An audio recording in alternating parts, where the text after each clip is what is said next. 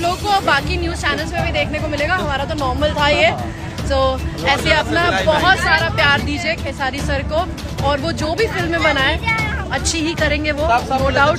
तो उनकी फिल्मों को आप ढेर सारा प्यार दीजिए कि वो, क्योंकि वो आगे बढ़ेंगे तो हम सब आगे बढ़ेंगे, हमारा पूरा भोजपुरी परिवार आगे बढ़ेगा।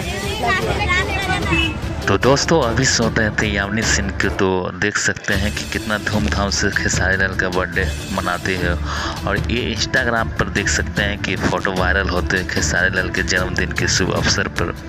काजल अगवानी और खेसारी लाल एक दूसरे के देख सकते हैं बाहों में बाहें डालकर किस प्रकार से फ़ोटो शेयर हुआ, और काफ़ी पोस्टर वायरल हो रहा है खेसारी लाल यादव का। और साथ में ये भी लिखा है दोस्तों इंस्टाग्राम पे कि आई लव यू करके, और काफ़ी कुछ लिखा हुआ वहाँ पे देख सकते हैं इंस्टाग्राम पे। और पुराने यादों को ताज़ा करने में देख सकते हैं कि खेसारी लाल और काजल अगवानी का। तो नए हैं तो आप चैनल को सब्सक्राइब करके वीडियो को लाइक करें, क्योंकि इसी तरह से नए नए अपडेट आप लोगों को मिलते रहे।